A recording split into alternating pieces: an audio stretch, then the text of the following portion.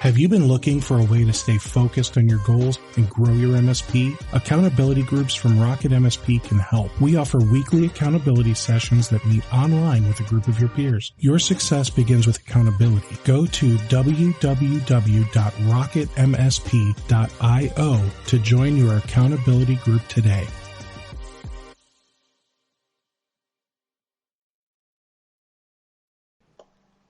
All right, guys, we are live. Welcome. Thanks for joining me. Today I have Crystal to, I think, the left and Derek to the right. Not that I couldn't tell which one's which. I just, I never know, like, is it mirrored? Is it not? You know, because usually I'm on Zoom and it's like, wait, are they really to the left or is it to the right? So, no, Crystal's on my left, Derek's on my right. Crystal is with Syncro, and Derek, why don't you introduce yourself? Tell everyone a little bit about yourself.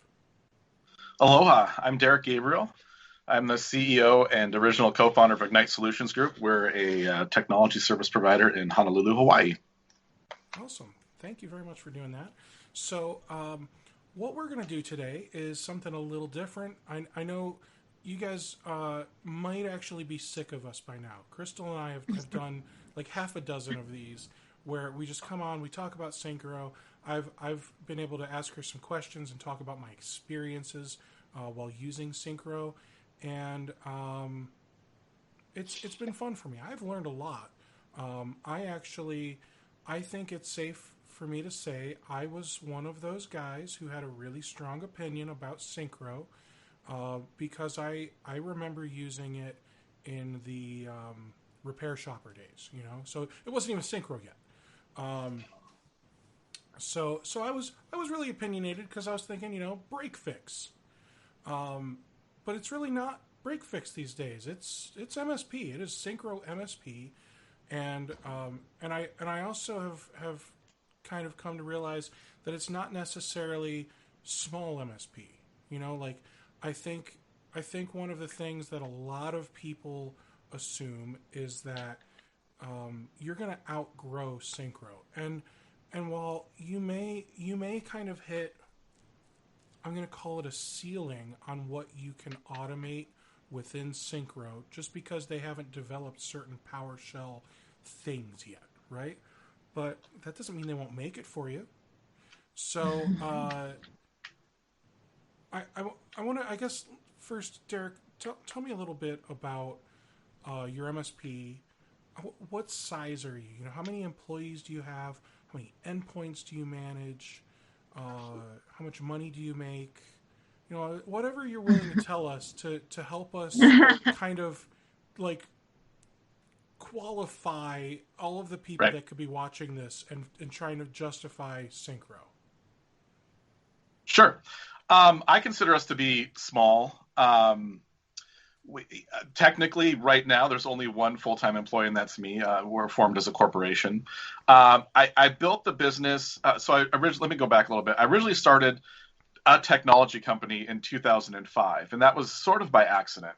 I had moved to Hawaii in 2002, and I wanted to get as far away from the Midwest as possible and still live in the United States. I'm originally from North Dakota, Colorado, Kansas. And I used to, as a young child with freezing ears while I was shoveling snow up to my knees or waist, I would say to myself, I don't want to live somewhere where I have to shovel snow when I grow up, right? And so that's ultimately how I ended up in Hawaii. And after moving to Hawaii, I wanted the job with the least amount of responsibility. And I answered some ads in the newspaper and took a job at a car dealership as a service advisor. And I did that for a few years. And it was a Ford dealership, and then I went to work for a Mercedes dealership, thinking that the Mercedes dealership, because it was a better brand, would be a much better place to work. And it turned out that the folks that ran the business were pretty horrible, and it was not a fun place to work. There was days where the wash boys would go home for whatever reason at 2:00, and I would be in my suit and tie washing my customers' cars because, you know, they had to be clean when they got them back. And so one day I put in my 2 weeks notice, and I was walking across the street. At the time I put the notice in, the assistant manager says, well, if that's the way you want to be, you might as well leave now. I'm like, all right, here's my keys, here's my phone. And I did that thing you see like right in the movies. I had the box, and all my stuff fit into a little box. And I was walking across the street. It was a beautiful November afternoon in downtown Honolulu, and my tie was slapping me in the face a little bit because there was a breeze. And I thought, what am I going to do now? The funny thing was, I was super happy, and so I knew it was the right decision. And I called a friend of mine that had a technology company in Kansas City, and at the time, that was back when application service providers, that was all the rage. Way pre-cloud and still hosting. And so him and I had been friends for quite some time off and on, and I saw him sort of build his company, and he knew some of the stuff that I was able to do as a software developer. So I thought, I'm going to call this guy and tell him, hey, you got a branch. Tell your clients you have a branch office in Honolulu, and I want some work. And I thought I was going to get software development work. And the phone started ringing almost immediately, and it was, hey, can you go install a router? Can you go fix a printer? Can you help us upgrade our internet, right? And it was all this outsourced stuff that I didn't understand, but I was immediately became a trunk slammer, and it surprisingly, though, did really, really well because I hadn't anticipated that in a place like Hawaii, we're very isolated. There's a lot of large corporate entities that have offices here, especially in retail and hospitality, right? And so they need tech people, but they don't have tech staff, right? They don't want to pay for full-time people. So we did a lot of outsourced work, got tied up with CompUSA for a period, and was doing really well. And then there was some writing on the wall. But ultimately, that company started in 2005. I ended up spinning off my own business out of that because we had some weird double taxation with the way it was working, the corporate tax versus the personal tax, blah blah blah. So and then essentially we did a combination of that. I had a couple of friends that joined me along the way, and it was field service, network heavy. We sort of called it infrastructure management, that kind of thing, right? Tried to build reoccurring revenue before reoccurring revenue was all the thing, right? But had a really hard time because it was really hard even just to negotiate relationships, right? So we did a lot of work with Starwood for a period through Sprint. And then Sprint lost their contract with Starwood, and it was this other company. And then suddenly we got a company from Canada calling and saying they want to negotiate a contract, and they're like a third of the price of what we were getting with the other company. And it was one of those moments where it's like, you know what, F you, and then you're like, uh-oh, now what am I going to do? So Ignite actually started in 2014. And, I saw the cloud early on, and I knew it was going to be a big thing, especially for small businesses, right? Because we were going out at that, in the early days, trying to sell like small business server, right? To a small business. Maybe they got 10 employees or 15 employees, and you had to license Office for the 10 or 15 machines. You had to license Windows for the 10, 15 machines if they didn't have the OEM license. And then you had to license the CALs and the small business server. And it was like a $20,000 outlay for someone to do a small business server. So suddenly, it was back in the early days, right? Business Productivity Suite. And it was like $20 a month per employee instead of $20,000 up front. And I was like, oh my gosh, this is going to be big. But the way business works, right? You have people know you a certain way. People know you do a certain thing. All of our customers at that point were a lot of large corporate customers. And no matter how we tried to spin maintenance contracts, it just didn't work out that well. So I kept running into customers that would say, hey, we're doing this thing. We got this cloud stuff or whatever. And I would be like, well, why didn't you call us to help you with that? And the story that they would tell me is, oh, we didn't know that you did that, right? And so 2014 rolls around, and I met a gentleman that was doing a bunch of HR stuff and contracting things for another military-focused company. And I said, hey, let's start our own business. And so in 2014, Ignite Solutions started, and it's been an interesting ride since then. It was probably, I think, 2016 when I got real serious about the business. It was sort of touch and go. The revenue was horrible to non-existent. My business partner ended up leaving. Him and his wife worked. She's from Japan. She worked for a Japanese company, and they ended up closing their Hawaii office. And they decided to move to San Francisco. They were ready to start a family. They have a beautiful little kid now. But yeah, so I basically in 2016 sort of kind of had a moment to myself and said, what are we going to do? And I decided that I would get serious about the business. And that's when I sort of, started the official MSP at that point, right? That's where it was cloud first, cloud focused. All of the solutions were built around Microsoft solutions. I had, back at that time, Microsoft was still very focused on small businesses. So I had, partner account managers. Gentleman named Justin Slagle that I worked with on a regular basis has been instrumental in getting me to, I think, where a lot of great advice came from him. A gentleman named Sherman Krancer that worked at Microsoft that has now, interestingly, on his own helping cloud partners accelerate. But yeah, so 2016 to 2020, end of 2020, I just hired my first full-time technician who's going to start on Monday. And so, yeah, that's a long answer to a short question about how big we are. But I kind of wanted to qualify, a lot of what we're going to talk about sort of based on this, right? But I did as much as I could as a sole proprietor to grow without people, right? And so I took advantage of automation a lot. And that was important in a lot of the tools.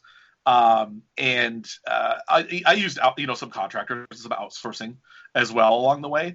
But I'm pretty proud. I mean, as an individual, we're closing out. So before the call, I did some numbers real quick. We haven't closed the official book, so I don't have net numbers. But gross receipts for 2020 right now are $257,000, and we've got like one order for some network equipment that's like $4,000 that's supposed to close, like hopefully she pays today, and then it'll be, I can say it was 260. But anyway, yeah. So that is, and to put that growth in perspective, I said 2016 is when I got serious and decided that it was going to go from a hobby business. It was lifestyle at that point, and I decided I'm really going to grow a company. And 2016 to 2017 was a 66% increase. And then 2017, 2018, 2019, those are both, obviously building years, right? But I was looking back, and 2017 to 18 was a 12% growth, and 18 to 19 was only 18%. And those felt big at the time, and then 2020 hits. And this year we're closing, like right now we're at 49.75. So, if we put a couple more dollars in the books, we might hit a 50% this year. But what's really awesome is that $257,000 is not all reoccurring revenue, right? That's total gross. And we had a lot of hardware sales this year, right? Work from home Costco, I cleared them out a couple times. I was standing in line with 10 laptops, like hoping they weren't going to limit me, right? And, putting orders in with Dell that were taking 3 months to fulfill. So I think we did probably at least maybe 75,000 in hardware alone. But so again, focusing on sales, focusing on growth. We did just sign. We closed it. In fact, the joke was I usually take like Christmas to New Year, like the last couple of weeks of the year off. And this year I'm not, because we're onboarding a customer, because we just closed another new contract for the year. And so now I have hit the 250 mark in full reoccurring revenue for 2021. That's what we have contracted. So I'm super excited about that. And margins took a hit because, so the other thing I do in December is I'm just rambling. You guys stop me at any time. So I know that was kind of a specific question. No, it's good information. It's it's right. not relevant to the question, but you're still educating me on how your business runs. You're fine. Right. And December's the time also, like I feel there's two things that are great about December, right? We all know it's a great time to get a deal from vendors, because a lot of them are still compensating. Like they sell services like it's hardware, right? It's a 3-year contract, and you got to sign this DocuSign. I have a DocuSign in my inbox right now to decide if we're going to go back to IT glue. And, it's a 3-year contract. It's like $12,000, $14,000 over the 3 years. And I'm like, do I really want to give Kaseya $14,000? I mean, like, what am I going to get out of it? So anyway, I usually December's that time to reflect on what's going to happen for the future, what happened in the past, and shuffle the deck. The nice thing that we do is, so I actually don't call us an MSP anymore. I call us a technology solutions provider, most recently a technology success provider. And the thing is, we're all, at the end of the day, selling all the same services, right? Patch management, automated remediation, blah, blah, blah, blah, blah. But the VCIO thing has become really, really important and key, that along with cybersecurity. And so being able to focus on those gives us an opportunity where we're selling a solution package, right? And so if there's a tool and I want to swap out, as long as the customer is getting the thing that we promised at the end of the day, the result, then it doesn't matter how we achieve that. So that's one of the things that I think has been really beneficial for me as well. Is I mentioned Justin Slagle from Microsoft. He told us it must have been 5 or 6 years ago now, but he said stop selling Microsoft 365. At the time, it was Office 365, and I was like, wow. That is such a hyperbolic statement. What do you mean by that? And he did a video, and I actually still have the video, and I go watch it every once in a while for inspiration. But the point of the message was, don't stop selling the product. Stop selling it as a product, right? So if you're out there selling Microsoft 365 and you're selling, the E3 SKU, everyone knows the price. A couple bucks right. for license. Right. That doesn't do you any good. Depending on your distributor, right? You're going to get 5%. You're going to maybe get a kickback from Microsoft on top of that, depending on how you're buying. Right. So, but people can price shop. It's a commodity, right? I'm with you there. I mean, and so when you're doing that, in my opinion, you should be kind of bundling everything. You've for now, I'm doing everything as per user, and I think in Q2 or Q3, I'm gonna adjust some pricing. So I'm gonna have my per user stuff, and then I'm gonna have my per device stuff. Yeah, no, that's exactly what his messaging was, and so that's when we started with Ignite. So we have an Ignite technology package, right? And so I'm with you. I'm an all-in seat price. We do all-in seat price, and I started that that came organically. That came from the School of Hard Knocks, right? But then there's people like Gary Pica. And folks that kind of preach that, and I'm like, oh, okay, like this is what you're saying, cool, I get it. Like I'm, and that's one of the things we just joined True Methods probably in November, and I'm excited because a lot of the things I feel like I learned organically through the School of Hard Knocks, he's talking about that he learned through his experiences, and so it feels like it dovetails well. So there's a book, What Got You Here Won't Get You There, and I believe in that quite a bit. So, I've got to do something new and learn some new things. But we sort of did packages inside of the all-in seat price. And we essentially, because our customer base is fairly diverse. We, up to this point, haven't done like specialization, but we are starting organically again. That grew. So hospitality, retail, luckily we weren't heavy on those to the pandemic. So I do have a couple of friends that own restaurants, and I did a bunch of free work for them to help out. But we have some folks in retail. Luckily, we have one that's sort of medical. There's sort of discrete manufacturing in the medical space, and so they're extremely essential business. They've been growing through this period as well, and then we have a number of nonprofits. So our sort of specialization is going towards nonprofits.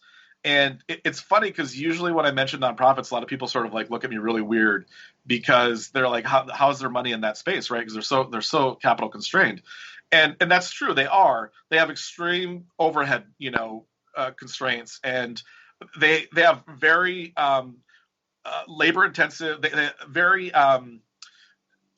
need to have a lot of reporting that's done to the funders a lot of times, right? And so the default way to do that, the default way that a nonprofit solves their problems is by staff, right? They staff people. And so the cloud, specifically Microsoft, with their ridiculous discounts, made it really fantastic for us to essentially pass on those discounts to the customers in our bundle. And so essentially a nonprofit pays half of what a regular customer of ours would pay, but we still have the same amount of margin. And so we're delivering to nonprofits not a technology product again, right? We're delivering to them an optimization solution that really helps them on the back office. The CFOs love it. I go out and before the pandemic, we went to lunch, but now we do virtual Zooms and stuff, right? But the CFOs told us they love it because they got a fixed cost, right? That all-in seat price. And then the CEOs love it too because, again, it's helping them expand some of their capabilities. Yeah, I'm totally rambling again. So back to you. No, and the best part is I can mute myself on the video and cough, but I think you guys still hear me cough. Sorry, No, it's fine. for all of those. All right, so I want to rewind a little bit. So I think I heard you say we have 250 for MRR. Are you saying you have 250 seats that you're managing right now? No, we have 10 fully managed customers, and then we have a handful of what I call DIY. Okay. And DIY grew out of those are typically customers that have their own IT staff, and they range from like 150 to 300 employees, and they wanted Microsoft licensing, and so it was hard to sell. Like I had to come up with a way that I could sell Microsoft licensing, and we would obviously be the partner of record, and help with that sort of that third tier of support, right? But essentially, when you've got a Microsoft partner that sold you a license, you've got to call the partner for support. But 99% of the time, we're escalating that because it's an exchange, whatever, or it's it's some back end service. But there's a value to us being that. Nothing sucks more in life than calling Microsoft tech support. Let's be honest. Mm-hmm. And so there's a little bit of value to selling someone licensing and being an expert in how it's provisioned and activated and used. So what we came up with the DIY package, and essentially that allowed us to have that tiny little bit of margin and almost no cost. And so those customers don't really count for much, right? But there's a huge opportunity for us as we're growing to sell additional services to them, right? Right. So a lot of people would call that co-managed IT services. It's not quite co-managed because sure. We're not. Well, you're a vendor to them, Right. So it's not the full co-managed, right? So right. For us, if it's co-managed, you're doing a little bit of the Office or Microsoft 365, even if they're doing all the admin and you're just selling it to them.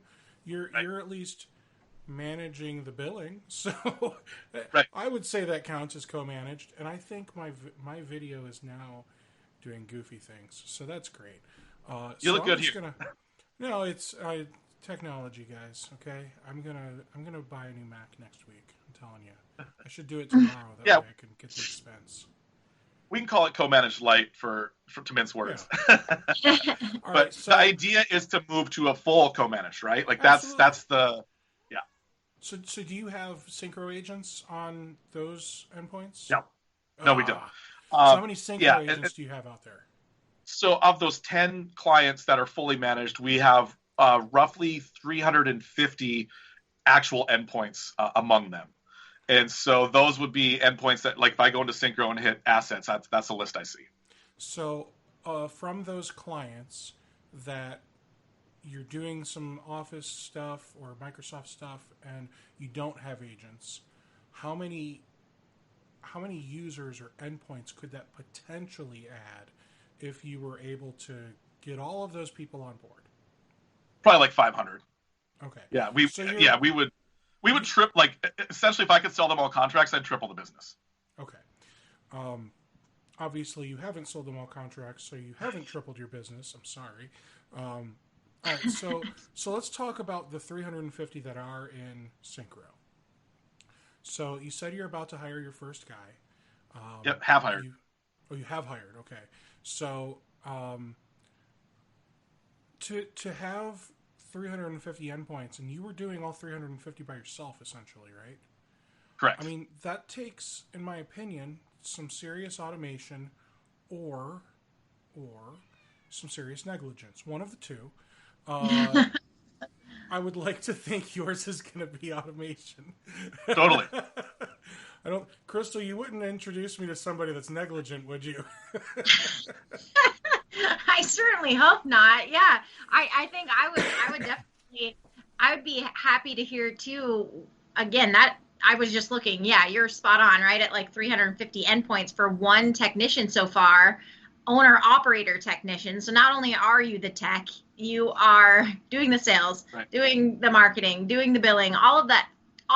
So how are you leveraging the automation in Syncro? Extensively. So like what have you automated? I think would be And I'm talking big picture. I'm not asking you to Right. tell me what the scripts are, but I Right. mean, I'm sure you've automated some chocolatey installs and updates beyond what the built-in software management piece does. Well, Holy cat! luckily, right. Uh, so, w- yes, obviously, all of the partner software that we use is installed and orchestrated through Syncro. Ironically, the Syncro agents installed via Endpoint Manager, which used to be Intune, right? So there's some stuff we could talk about more when we get into the story of RMMs and where the future lies. But ultimately the so I've standardized very, very heavily, right? Like, Mm-hmm. so all of our customer environment, and that, I think that is absolutely key, right? Yeah. So we chose Fortinet as our hardware partner. Every customer has a Fortinet firewall, has Fortinet switch, and at minimum one Fortinet AP. A lot of them have, depending on the size of the location, they have multiple APs. The only thing that differs is the model of the FortiGate, right? Like they might have the default that we go with is a 60 was the E, now it's the F. It was a B, then it was a D, then it was, so that's how long we've been a Fortinet partner. And so that's essentially, because of the standardization, there's not a lot of deviance. Things don't deviate much in there. Each obviously individual customer most likely has some kind of line of business application, right? Sure. And so customers, the value proposition of the messaging that I've used up to this point is we're the cloud technology partner that's going to help you take advantage of all of that goodness, right? And so customers actually come to us to migrate. Like it used to be migrations, right? Now it's management and acceleration, but it was to get rid of servers, right? So it's funny because we talked about vendors a little bit, and we'll talk about them more. But it was a year or so ago. I can't even remember which product it was that came, and they're like, "Hey, we got this awesome backup solution." And I was like, "Well, I don't have any servers. Like, we literally don't have any servers. My customers have no servers. They're all, if they do have, it's a virtual machine in Azure, Mm-hmm. and but on premise, like, so there's a lot of the crap, the BS that I've specifically standardized out of the equation so that it was, the scalability was there for me. So that's awesome. So let's talk about some of the other things that you might be like automating through Syncro, because I mean I feel like we've still only just kind of scratched the surface, right? We have. So I assume you've got some things that are like automated remediation. Yep. Yeah, So the small stuff, right? Like disk space is low, it runs, I forget the app, right? There's an app that runs, it deletes temp files and a bunch of things, opens a ticket, puts some notes in the asset, closes the ticket, logs some time, right? which So is that my when I run that favorite report part. every month to show, yeah, when you run that report every month that shows your client what you're doing, you got a bunch of extra time. You're like, how did you do 800 hours? Like, it's not that crazy, but That's right. impressive. And then we recently added another product, Auto Elevate, and I guess we can go through the product list if you want at some point, and then we can talk specifically. But Auto Elevate's a new one too, right? And so one of the, like, I try to look at this. So I'm huge on customer service. I have a book. You're going to see a pattern here. There's a lot of, I'm going to mention books a lot because I do a lot of reading. But Satisfaction, hopefully that's not backwards and upside down. This is actually an old book. It was written, I think, in 2006. It's by one of the J.D. Powers' sons. The fourth, I think. But it's basically the gist is you have two types of customers, right? You have advocates and assassins. And you have to work extremely hard to keep your advocates. But you screw one little thing up and you create an assassin immediately. And obviously you know what those two types of people can do. But so for me, I try to look at it always from the customer standpoint, right? What is my customer's experience like? And one of the challenges that I know that we've had specifically the last year with people not in the office is admin rights on the computer, right? We had one customer where I just couldn't sleep at night because their crappy line of business software required the user to run as an admin, right? And so I looked for a number of solutions for a number of years to figure out how can I isolate that application that's running as admin and not give the employee that's access to the computer the admin. And we came across Auto Elevate, and it was like the answer to all my prayers. But Auto Elevate, if you're not familiar with it, allows you to create rules. It's based on the hash and some additional variables of the application that's running. And if it needs admin permissions, the Auto Elevate agent essentially pops it up, gives it an admin password, and then recycles the admin password account so that there's no stored admin credentials on the computer. That is cool. I didn't know it's fantastic. Right. And if the end user wants to install something, say a print driver that needs elevation, traditionally for my customers, they had to open a ticket, right? And if I'm out in the field dealing with someone else's whatever, that's a horrible user experience because they might not get an answer for 4 or 6 hours, right? That wasn't a critical thing. There was no big SLA on that. And so for me with Auto Elevate, now I can anywhere, right? Drive through getting food, and I get the request on my phone, and I can auto approve that. But essentially, you run it sort of in like an audit mode, and you create rules that you feel are important. And then the other stuff, you're like, we'll deal with those on the fly. But now between that product and its integration with Syncro, a ticket is opened. The checks that it does to verify the app, it puts in a note. I approve it. It puts in a note it was approved. It sends a message to the customer. The Auto Elevate gives them a prompt on the computer, and the ticket's closed and time is added. So like that function now, I mean, in the last month we've been using it, it's already saved me hours, right? Because and it's given my customers that better experience. So that's an example of an automation that's in conjunction with Syncro that I think has been and that's the type of thing I look for, like, right? Good. Anything I can do time's the most valuable component, right? It's the only thing that's finite. Work will grow to fill up whatever time we give it. So, how do you go about building an automation? Is it typically, because I think the one thing that a lot of MSPs or IT guys that are trying to be MSPs, I think the one thing that they assume is, they just need to get all the same scripts that the other guys have. Right. And I mean, there's some scripts that we could all be sharing, like the disk cleanups and the print spooler restarts and that kind of stuff. But I mean, I'm probably going to be getting different tickets over and over and over than what you are getting because I've got different customers. So my customers and those tickets could be. They keep creating them, the users are creating them over and over, or it could be things that my RMM tool are creating over and over because there's an issue that continues to pop up. So I think that the best approach when it comes to remediating things automatically is that you should be looking through your ticket history and finding the tickets that keep popping up over and over and over. And that's why, some of these remind me, guys, like with Autotask and ConnectWise, they've got like the multiple levels of what kind of problem is it? Is it a computer? Is it the software in the computer? What like they've got the multiple levels. I don't think you have multiple levels on Syncro, right? Yeah, you have multiple categories. I think, are they called categories, Crystal? Well, you've got your ticket issue types, and then you have issue types. That's what it was. Yeah. And then you have field types. Yep. So you can. And you also got the statuses. Yeah, we've got 15 statuses, but it's the ticket. Because I fell into that trap, right? Like you get 2 by default. But then there's like so I think with like Autotask they call it like ticket category. So is this software, server, desktop, etc. Right? Right. And then they've got ticket type and ticket subtype.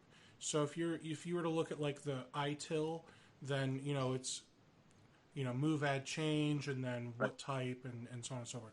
So because built in they've only got like the first level, the appropriate thing to do would either be to utilize user-defined fields, custom fields to create those additional drop-downs, or to just simply have like the single row, and it you might have 5 million ticket categories now, but now you've got move, caret computer, caret new desk, or whatever, and then you got all these different types.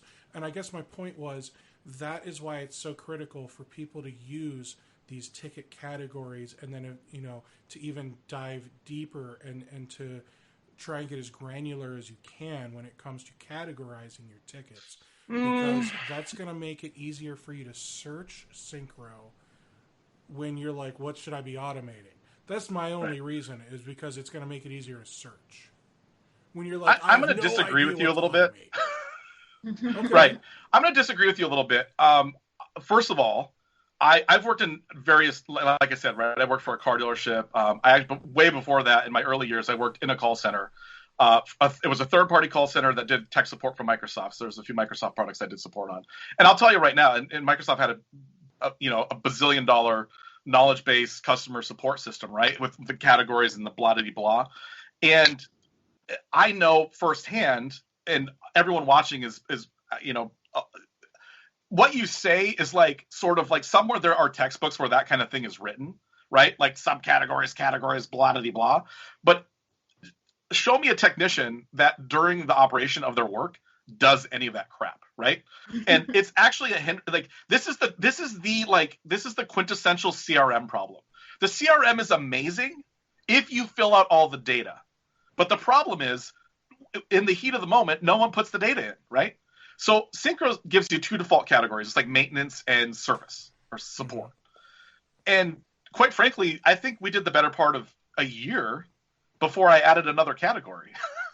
And because literally those are the two things I do, right? Like, is this maintenance, which helped me like essentially qualify like firmware updates to the firewall or whatever, stuff that was pre-scheduled. Or is it service? And to be honest with you, like 99% of what I do is service. As far as like, so would it be awesome if there was the opportunity to have subcategories? Sure. But truth be told, at the end of the day, if I really want to analyze that data, I'm going to pull out the tickets through the API. And all I need is the category and the notes. And if there's decent notes, I'm going to use AI, and I'm going to reason over those notes with cognitive services, and it's going to use inference to figure out what the problem was, right? Okay, so you just like made if my brain hurt. All right, so let's back the truck up for a second here. All right, so you're using the API and AI. I haven't done this. This is what I would do though if I really cared. Right. So I think the notes are super important, right? And that's something that was always drilled into me as a technician working in larger organizations. You got to have these great notes because when I worked in a car dealership, it was because the notes back up the warranty claim, right? Like if your notes are wrong, the dealership won't get paid for the warranty and you're going to get in a lot of trouble. And as a technician working in a call center, your notes are going to be read by someone else next time.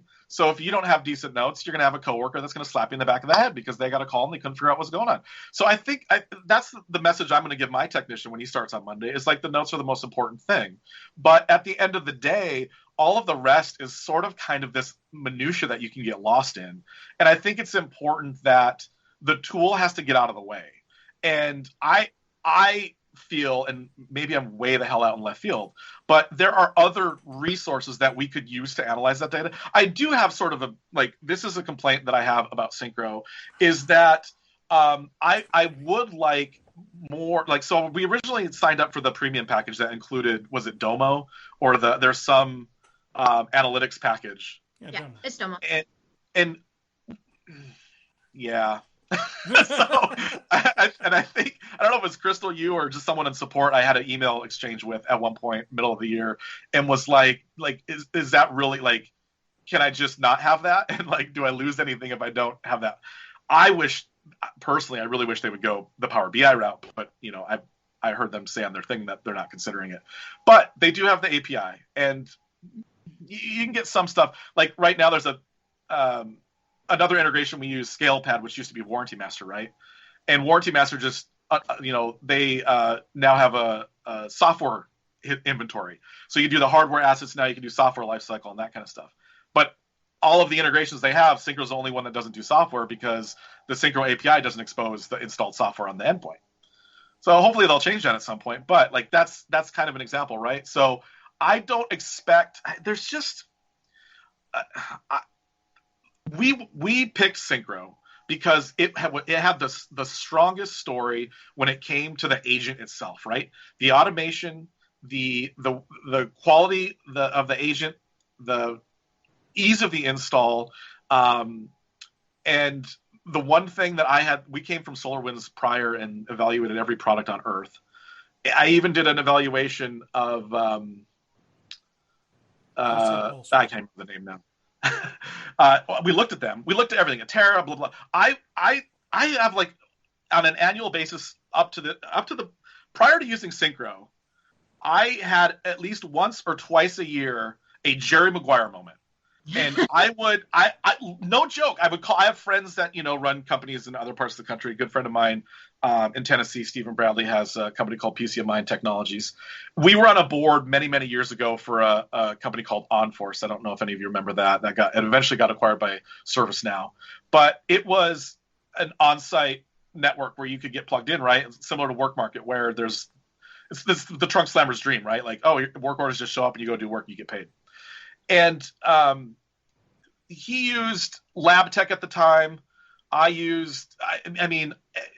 I started out, right, there was two choices.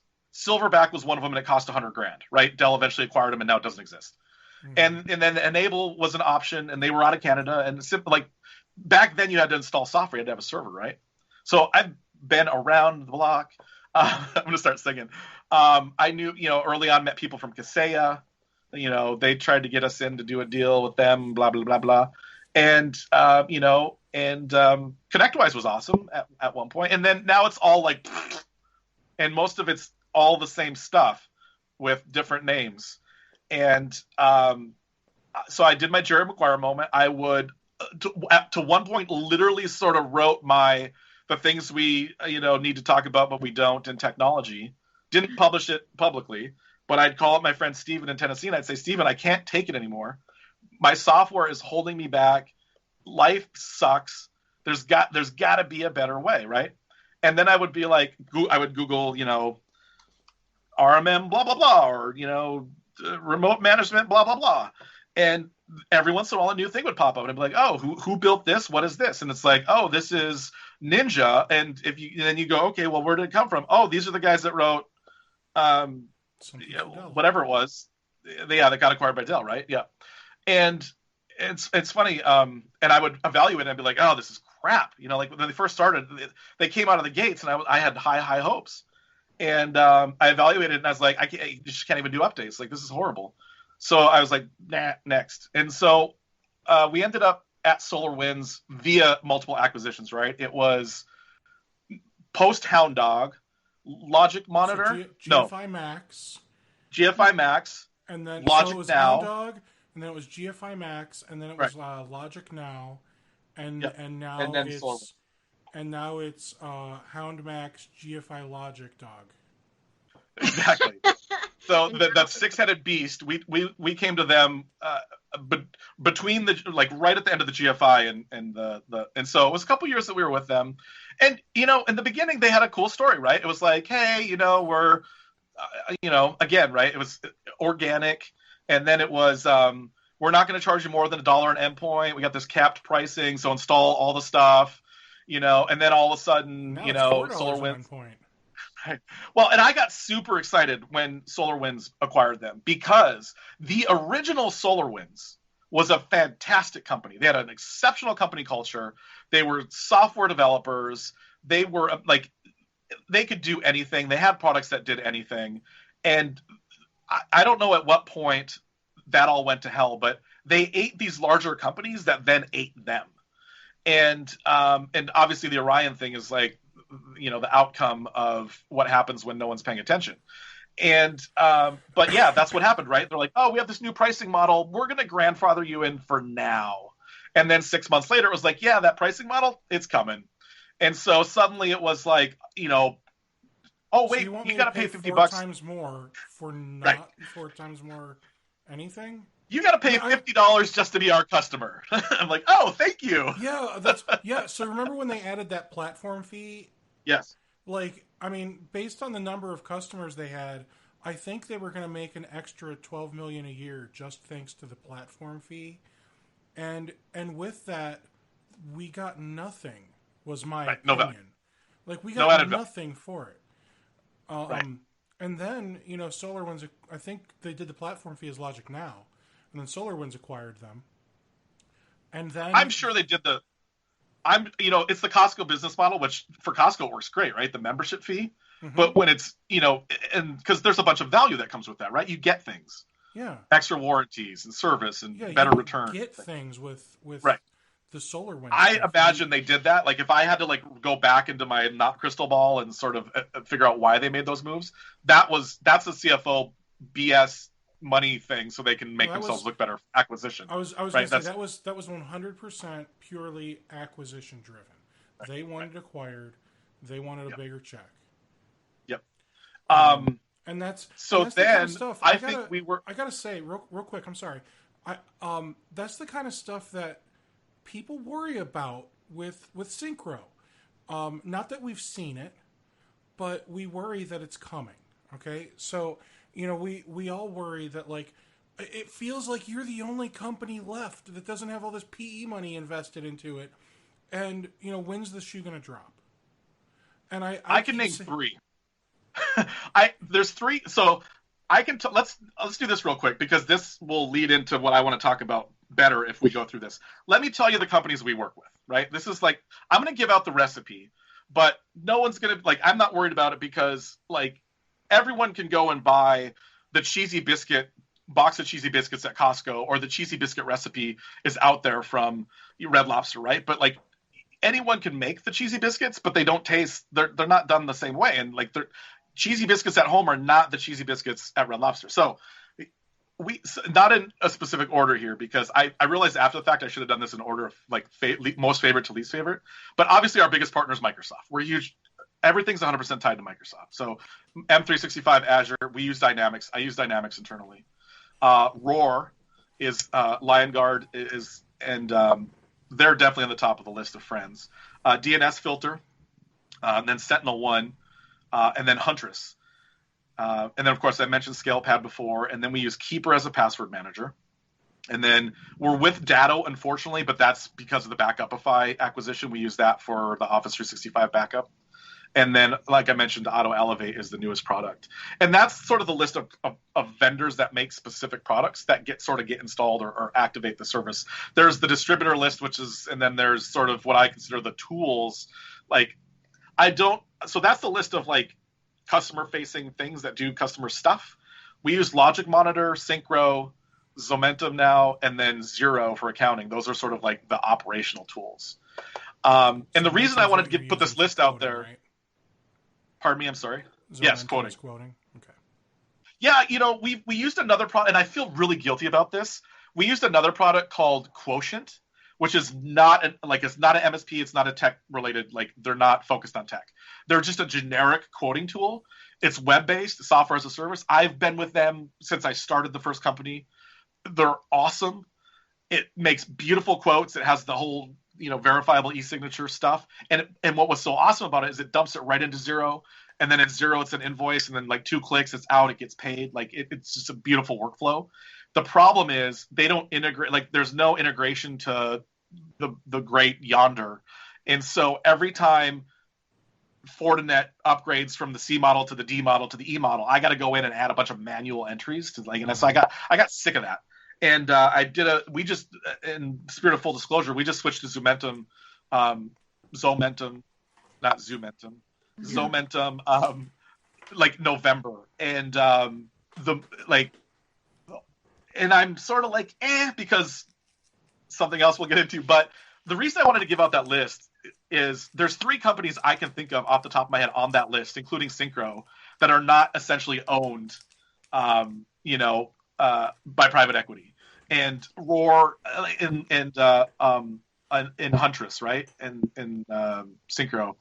Logic Monitor has money from someone, but I still think they're independent. But so those 4, and ironically or not ironically,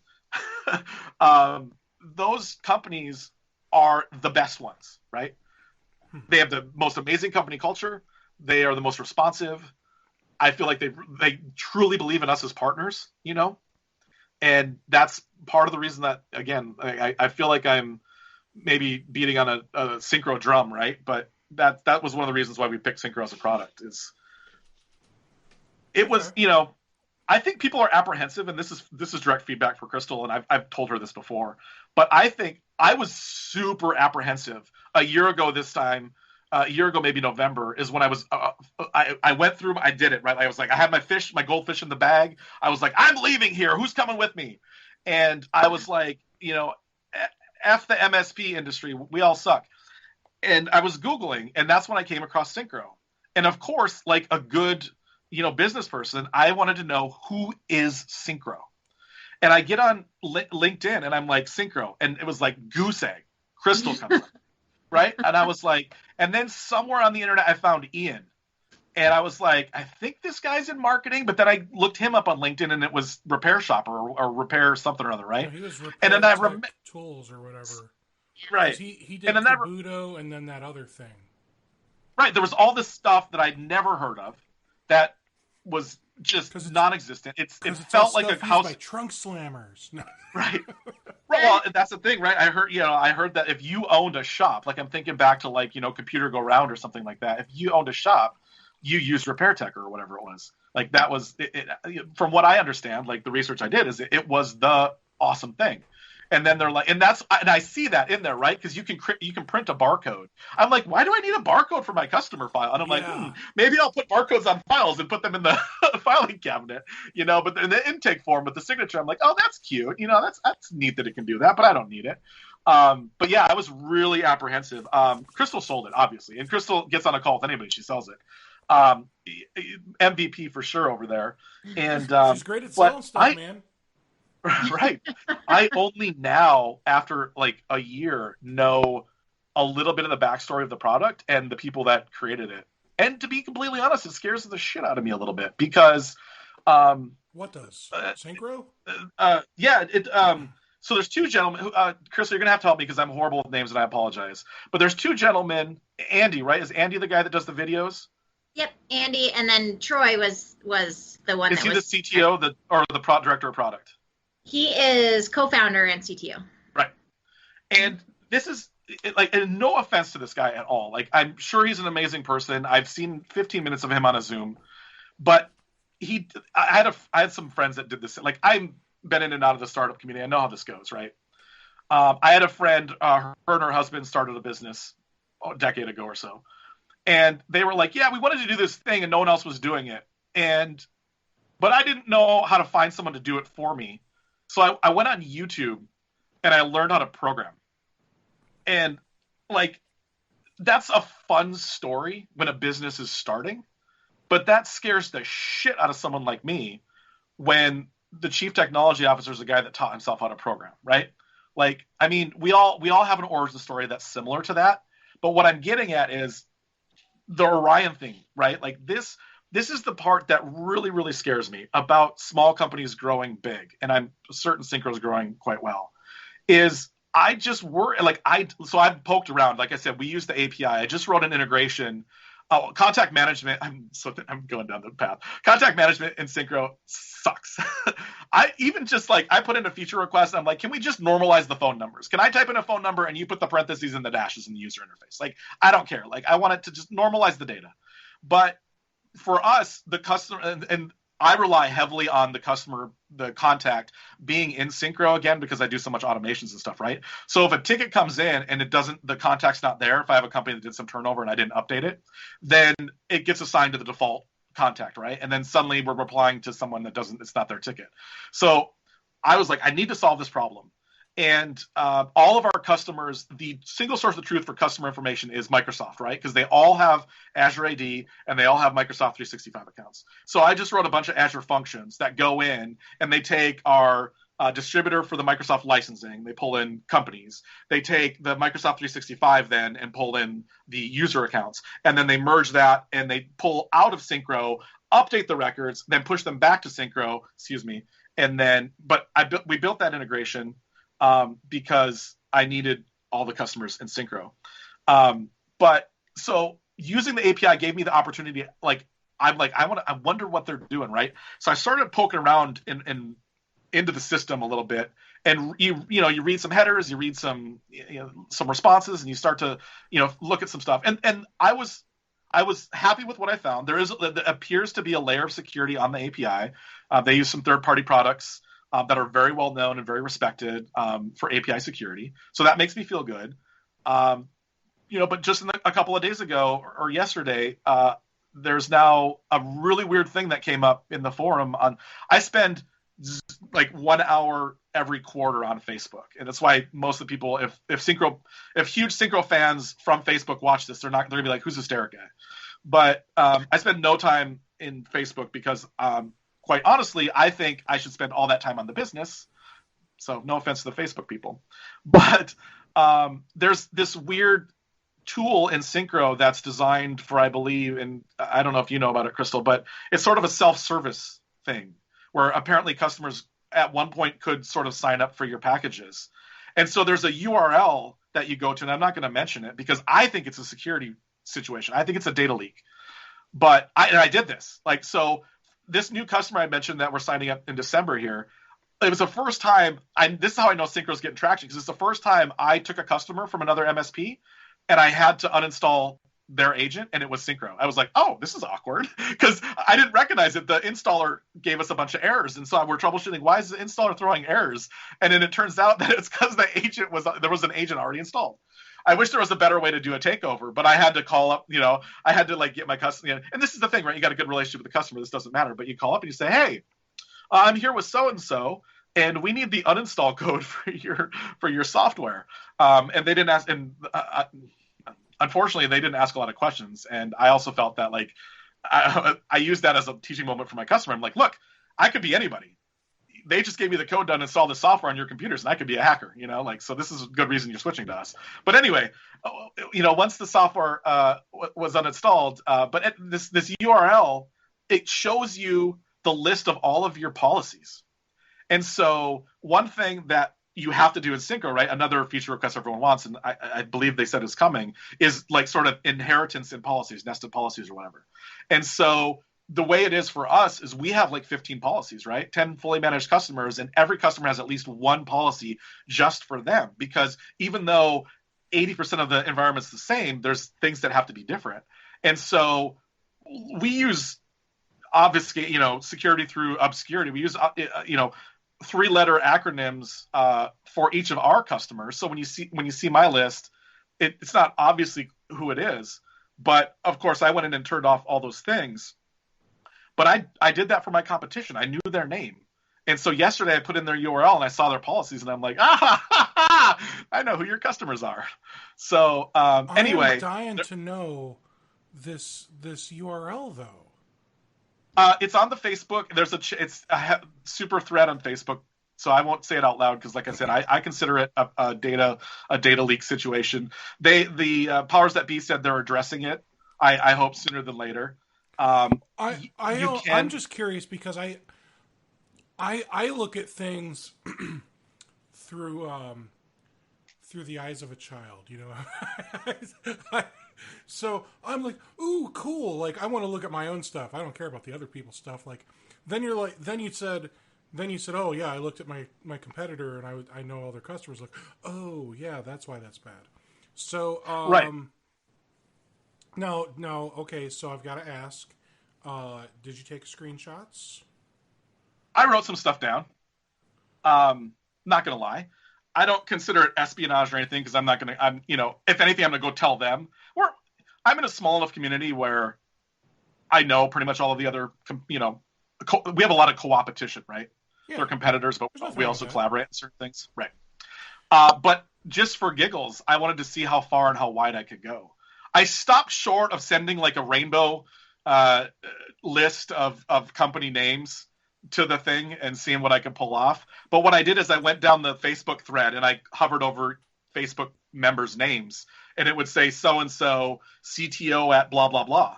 And the default, when you sign up for a Syncro account, the default is blah, blah, right? It's 2. So my company is Ignite Solutions Group. It gave me Ignite Solutions.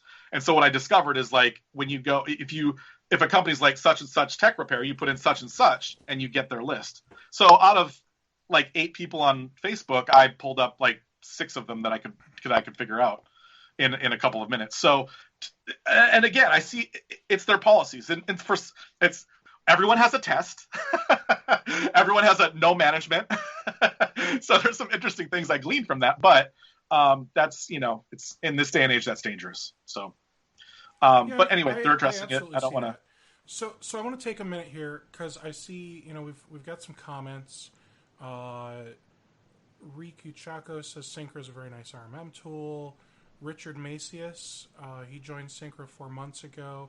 It's freaking great. I'll even add that so you guys can see that right there on the screen. It's freaking great. Don't worry, I didn't have to put any asterisks. It is actually the word freaking. The only thing that he wishes is that they had a way to run an installer or uninstaller without scripting. So yeah. I'll say it would be nice to go in that software list and say uninstall, right? Like, yeah, that would be really nice. And obviously, for the ones that are using, the standard install tools, that would be easy for Syncro to do when it comes to. All right, well, we know the uninstall script is always going to be this, and then whatever the hash code is regarding the software, and then -U, -S for silent, -F for force, all that stuff, right? So, yeah, I mean, it would be easy for Syncro to be able to do that kind of stuff. The problem is not every software uses one of those major software compilers, because those things, can get expensive depending on how many installations they plan on having. And then the other thing is, who's at fault if it doesn't work? Is it Syncro's fault if the uninstaller is throwing up error messages, or is it the company that made the software's fault and they screwed up something when building out that script, so the script doesn't actually function in the command line? It only uninstalls from the apps panel and settings. Or is it the actual software compiler issue, to where maybe they're using an older version or outdated version and this command doesn't actually work? Like, there's so many variables. So I understand why Syncro hasn't done this, but they still should. No, I disagree, and I want to defend them. Like, I want to take up arms for Syncro on this, because it's easy. It's so, I don't even know what the right word is, but to say it's easy is like, oh, they should just do this thing because it's a button on the interface. Hey man, you saw I did air quotes. No, I know you did. I know. But I just need to call out that my background is originally in software development, right? Like, I understand that there's a couple of different ways to install software, but like, no one follows the standardization rules, right? And then on top of that, you end up with a situation that we had when we were taking over this customer. They, sad little customer, thank you for coming to be our client, but they went and bought a bunch of computers at Office Depot. Office Depot installs what I consider malware, which is like some remote, I had to Google it to figure out what it was, and it turns out it's their remote agent crap. And it's so horrible. I tried everything I know as a software developer, short of like writing a script to just rip that stuff out of the registry. The only way to uninstall that software is to right-click on the tray agent and choose uninstall and click OK. There is no silent switch. There is no entry and add remove programs. There is nothing. And so they're not the only ones that do crap like that. And so to put the onus on the RMM to be able to do that, yeah, it would be a bonus feature, but I just know the amount of cat wrangling it would take to do that. And to me, there's so much more flexibility in allowing us to do that through scripting that I think, why? Yeah, and I think, like, if you don't mind, if I kind of just hop in here just for a second here. No, Kristen, I think that it's. No. I'm gonna talk. I'm gonna talk. Dang it. Okay, so there are a few things that I kind of want to address just in regards to what has been talked about the last few minutes here. So, the uninstall thing. Yeah, I think both of you kind of see the insights and the writing on the wall there, that It's not something that we hear and we're just like, no, we don't see the value in that. We're not going to do it. But with everything that we release, we really, if you go to most other RMMs and you talk to MSPs, they're like, yeah, it works maybe 50% of the time. And 50% of the time is like a good number. And so like for us, it's like, hey, we would much rather spend our time working on something that is solid and reliable and that kind of thing. And this is one of those things that it's just not that way. And then I want to just address kind of what Derek was mentioning, almost being fearful of, the fireside chat and, the transparency there. And I think that what's really unique about Syncro and a company as a whole, the reason that more details about Troy, which is our co-founder and CTO, is because we are so honest and transparent. That's who we are as a company. He's going to sit in front of our community and answer questions and be him and be human. And that's really like what it's all about. And, everyone that knows Syncro also knows Ian. And, I've now been with the company since before Syncro launched. And I'll tell you just a little bit about, my experience. My first call with Ian, it was, I was talking to a person. I was incredibly intimidated. I was switching industries into the technology world and I was crazy intimidated. I was very worried about it. And one thing that immediately, I just knew right away was our culture was we are people first, and we build that way. We have employees that are growing, and we, build up this community internally as just as much as we do externally. So I think it's really important just to say that, I understand where you're coming from and those concerns, but I think the amazing part about that is that you literally know who our co-founder is and our CTO, because he sat right in front of you. And you're not going to find that other places. You're not going to find that for SolarWinds, ConnectWise. You're just not going to get that type of relationship. And so I think that's pretty incredible. So I just wanted to say that. So Crystal, I just want to say, this is the first time you've spoken for so long today. Geez, Derek. So I was able to put the focus on you. And can we just talk about your office for a minute here? Because I just want to remind everyone that Syncro is a remote company. It's not we're working from home because there's a pandemic. It's we've always worked from home, or whatever you guys want to do as employees to have an office. So look at this. This is, I assume, in Crystal's home, and she's got the Syncro logo on the wall. She's got everything is in the Syncro colors or shades of the Syncro colors. She did a phenomenal job putting this office together. And I got to say, that really actually, to me, shows her dedication to Syncro, because the fact that an employee of a company has decided to decorate an entire a chunk of their home, their actual house. And I'm sure, I'm going to assume that you did this all from your own personal funds. I'm sure they don't give you an office budget, Right. This isn't like the big fancy law firms. So, she's actually gone out of her way to make a really cool, little paradise for her to work and feel like she's working for Syncro, even though she's at home, So I will say, awesome job. Kudos to you for that. It looks amazing. Thanks. And Derek, you're supposed to say something nice to her now too. And go. I'm sorry. I know that was so rude. Yes. No, I've said the same thing, because I've seen Crystal recently, and I love the background. Sorry, I was getting caught up on the text and the Twitter and drinking some water. I was on mute. So it's okay. It's okay. So I want to just say something real quick too, because I realize letting Crystal talk, which we should do obviously more often, Yes. gave me an opportunity to reflect on that comment. And I do have a tendency to make hyperbolic statements, and then we'll eventually qualify them. And I don't want that to be like, I realize that sort of almost came off as like a negative personal attack. And that's definitely what it wasn't.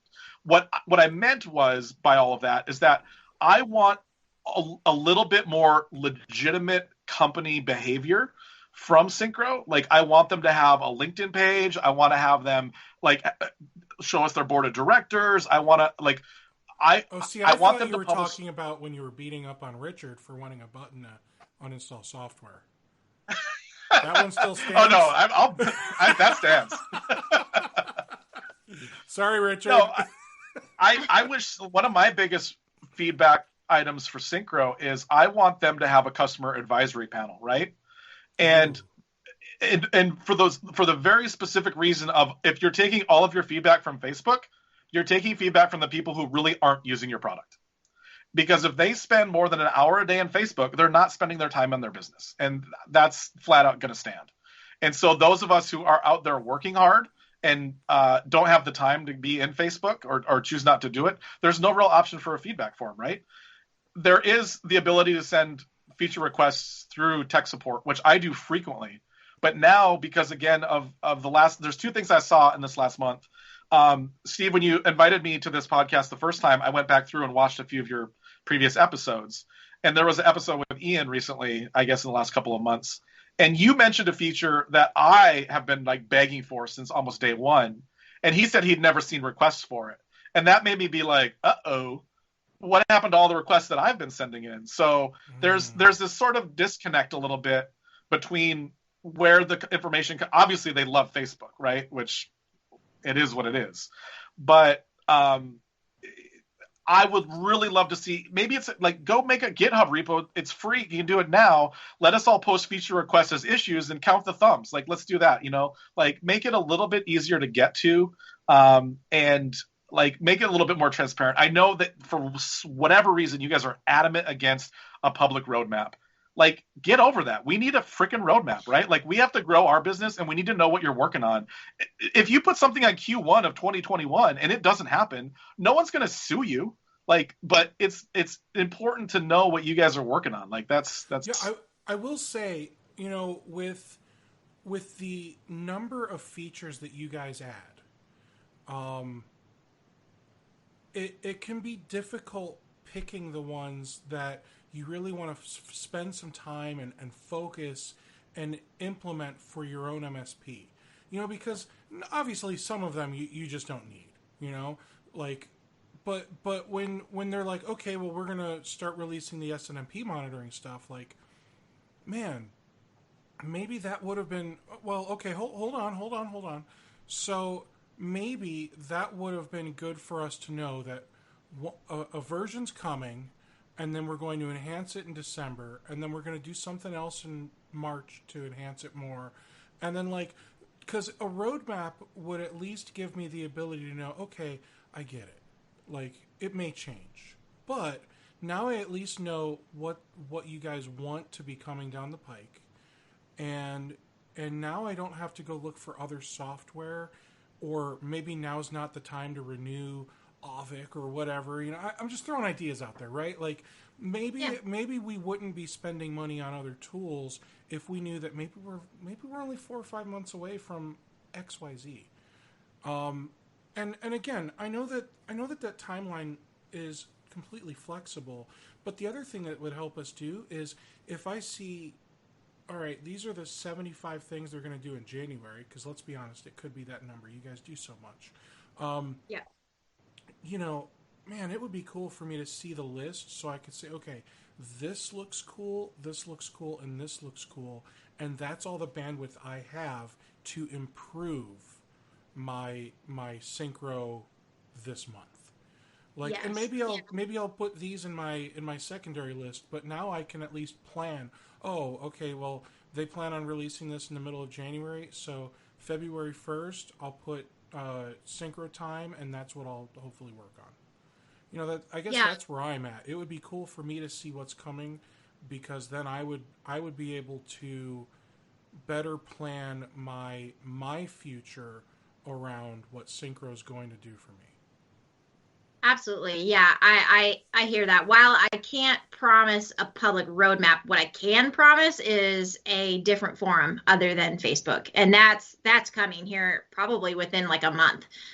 So that's really exciting because we do want our customers to have another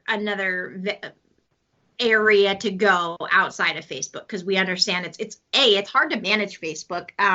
You'll see a post and then like the next day it's gone because it's up the feed. And so yeah, we absolutely see the value. Facebook moves things around so strangely too. Like Yes. I'll get a notification for a post, and then like when I click, like because there are certain groups I want notifications from. So I'll click on that notification for that post, and when I click on it, it does not take me to that post. It takes me to a different post. I don't want this post. I want the other post. So yeah, if you guys had your own forum system, like that would be, I think the technical term is more gooder. It's definitely more gooder, and it's coming soon, which is exciting. And Richard decided he wanted. Chris says, I would love a voting system for feature requests. Richard said, sorry, what I'm referring to are single installs and uninstalls from Chocolatey. So he doesn't want to go to the list of apps.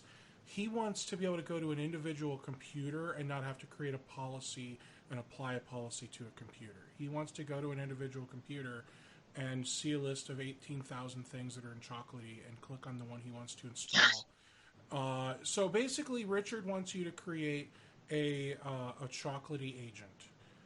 Is what no, so I do think that there are some good points. So I do think it would be great for me to. I've said this before.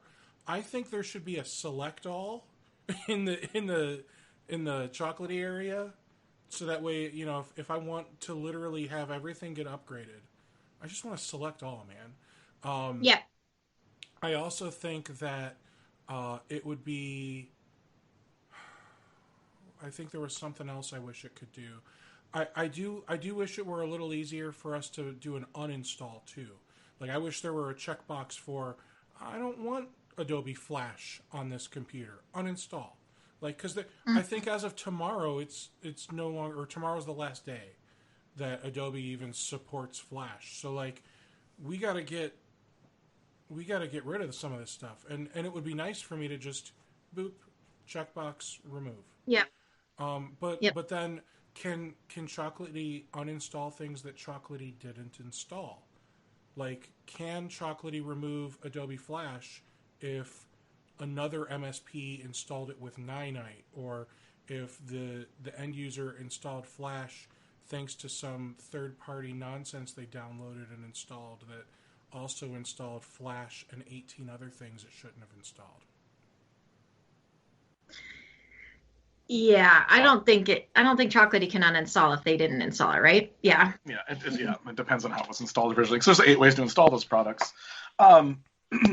Which, you know, another thing that I think would be really fantastic, because obviously this is a scripting thing, right? Like the answer to that is this guy just wants some scripts that are in there and he can run on demand for any of his customers, right? Like that's simple. But what's not simple necessarily is always getting that, right? Like I would love to see some expansion on the script, the community. Like obviously this is coming, right? You're going to add a community repository for SNMP stuff, recipes or whatever they call them. And I would be willing. And this is the thing too, right? Like I beat my head up against the wall against McAfee antivirus a couple of months ago. Oh, that's my favorite and now, by the way. Now I have a wonderful script to remove that and all of its associated BS. I haven't published it to the script repository only because I've been busy, and you know, but also the businessman in me is like, this is IP, and then the greedy person in me is like, I worked hard for this and I own it. And I could be incentivized to publish that if there was an opportunity to monetize it, right? Like if I got $5 every time someone pulled it into their system, you know, or something to that effect. Kaseya right, I would totally. Kaseya has I'd the love to ability, support you can write others. Scripts You can write scripts for Kaseya, and then you can upload them, and then you can charge for them. I think I still have a Slack installer script that I haven't updated in like 3 years for Kaseya, and every now and then somebody buys it. I charge a whole $1 for it. Right, that would incentivize people that do have scripts. I would love to also contribute back to the people if I was paying $1, $5, whatever. Because there's some that are really worth it. Like, man, I pay $20 for a script. I pay $100 for a script if it saved me the requisite number of hours. But that's just another little. Yes. I like that idea. Crystal, could you? I know that's super easy to whip up. Just go ahead and script that for me real quick. Yeah, I'm just gonna. Did you hear me typing? That's what I was doing. I was just getting that ready right now. You'll see it in about 5 minutes. No big deal. Yeah, just gotta hit the button, refresh. You mentioned SNMP, and I would be remiss if I didn't comment. I'm torn. I'm really, really torn because I like the idea of SNMP being there. Yeah. But B, I hate the idea of it. I think I pissed off. Was it Andrew again? I forget his name. I'm sorry. Andy. I made a comment on the chat for the year-end review thing that I was disappointed by all of the half-baked products that get released. Right. And again, hyperbolic statement. Let me qualify that. And I totally understand in software development, you have the MVP, you got the minimum viable thing, you put it out there, you see what people do with it, and then you iterate, right? And I'm happy they do that to a point. But it was, I spent a lot of time trying to use V1, and I got nowhere. And then quickly there was a V2 or 1.2 or 0.2. And again, I spent time trying to use it and realized that like it's just not there, right?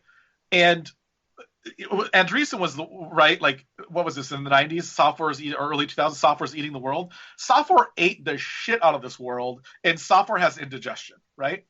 There are so many products that do SNMP monitoring that Syncro is never going to reach, right? And the idea that Syncro, to me, like, this is the slippery slope of product development and you guys growing your business, right? The core reason that we picked Syncro, like I said, is because the agent did some things.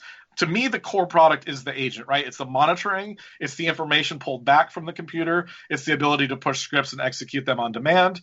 It's the ability to process updates and have them actually work, right? Like that's the key functionality of what Syncro is to me. And I don't want you to be more than a lot of those things. And I'm a person, whatever, but I'm concerned that we got chat, and chat could be so much more. And there's honestly, I've seen 2 products in the last year that have chat down hard. It's awesome. And it integrates to all the RMMs, except you go to the list and like, oh, sorry, you got Syncro. So instead of building these all to yourself from the ground up, I just really wish you took on sort of the idea that we want to have more of an open platform and lean on integrations. Yeah, and I definitely see that, and I mean we do have a ton of integrations. I think that there are everything that we build, we look at it and we're like, okay, is this something that we should integrate? Is this something that we can build from the ground up and continue to rev on it? Because when you integrate with something, you're kind of limited on the functionality and what you can do on both the RMM and the PSA side. Because I think that with Syncro, the power is the combined RMM and PSA. The power is the way that they talk to each other, the way that a script can access a custom field on a customer detail screen, for example. So the power lies there. So when we think about building things like SNMP or chat, and we do build those from the ground up, I think the main thought process is we are going to continue to add to these things and have it talk directly and natively within the platform. So of course, yes, that like the integrations with antivirus and PAX8 and things like that like the integrations are pretty great, and we're going to continue to add on to those integrations, and we're going to continue to add integrations that people are requesting. You'll see a lot of that, I think, in Q1. but those things that we want natively built in for MSPs to not have to leave the platform and to be able to, quickly create tickets from chats, for example, and now it's in the mobile app. Like, I think that there's things like that where,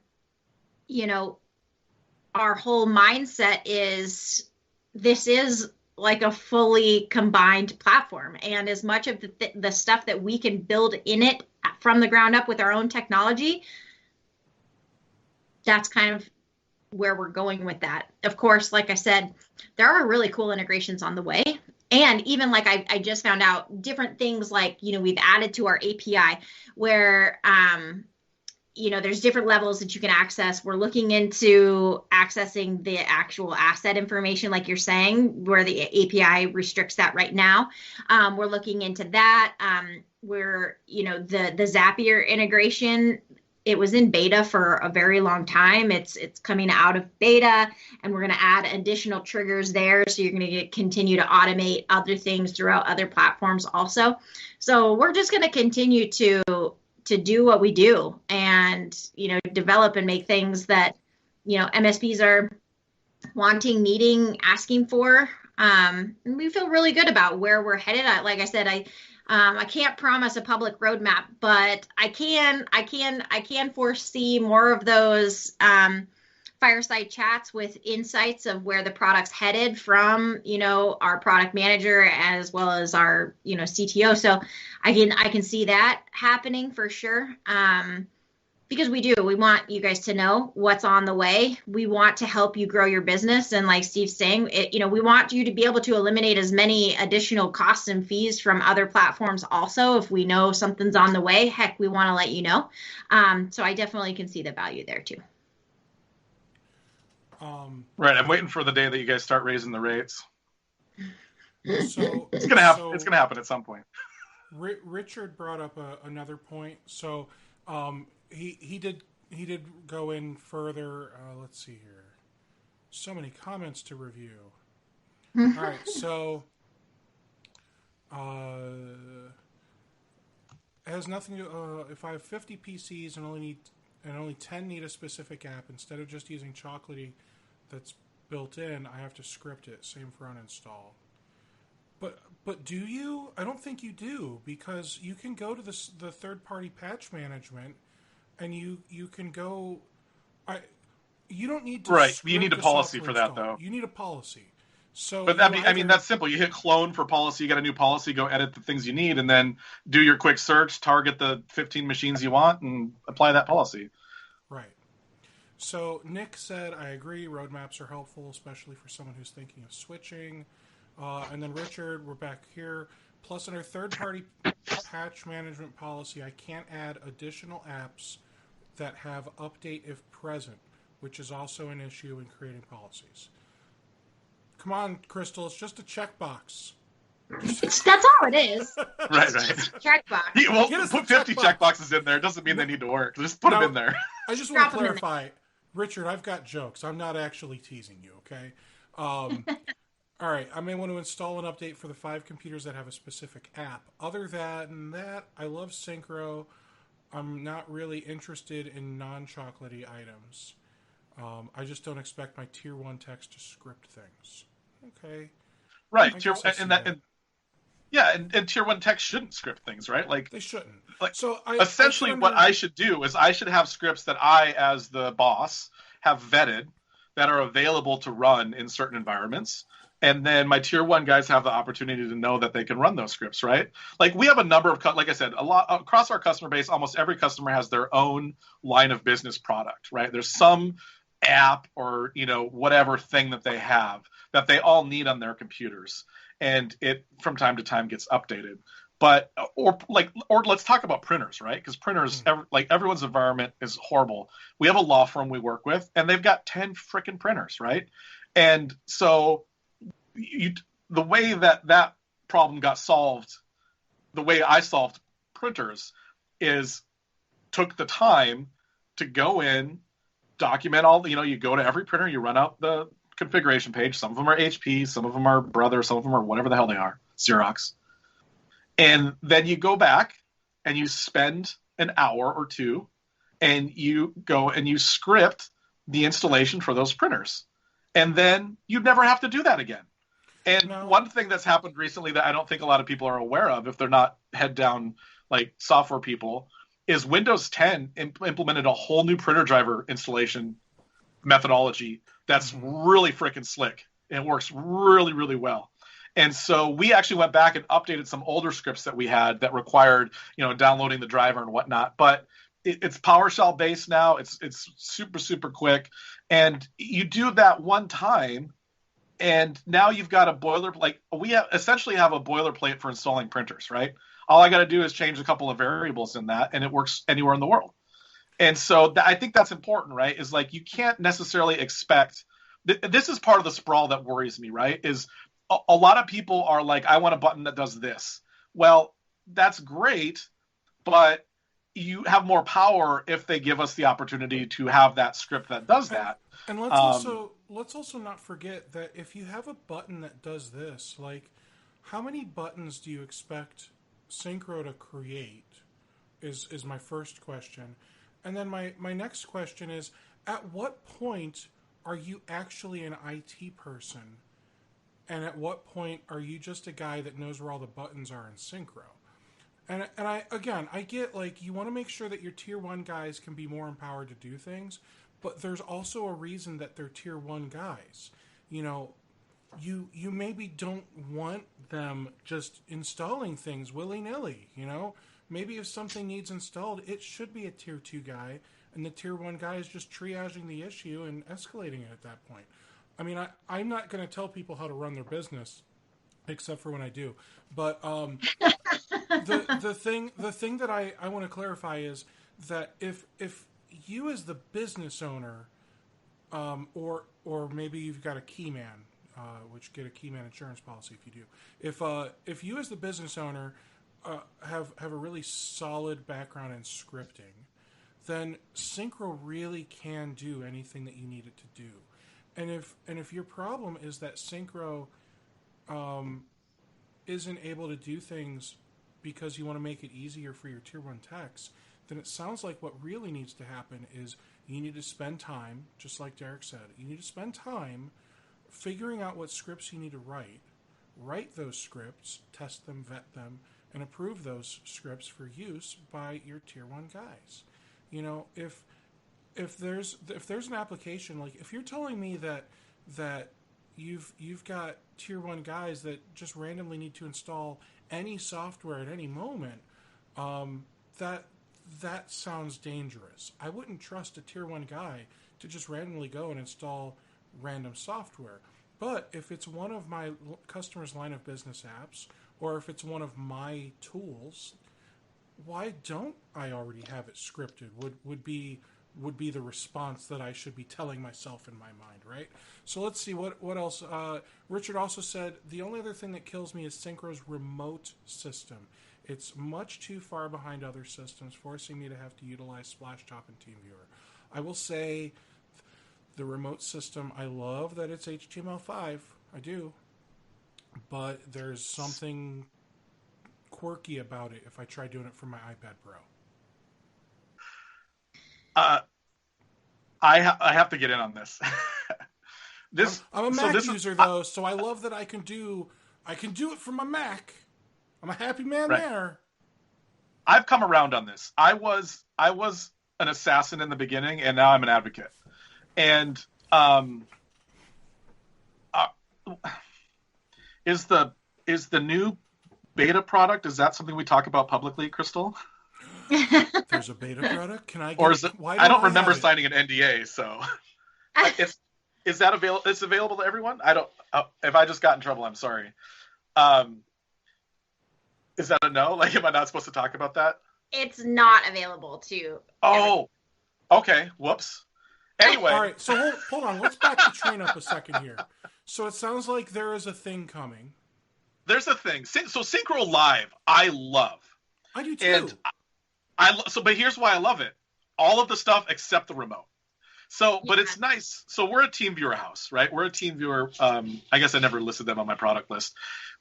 and look, yes, I wish I didn't need TeamViewer, but it is literally worth its weight in gold. I pay, I don't know, $3,000-$4,000 annually for our subscription. Nice. And it gets me out of all the jams.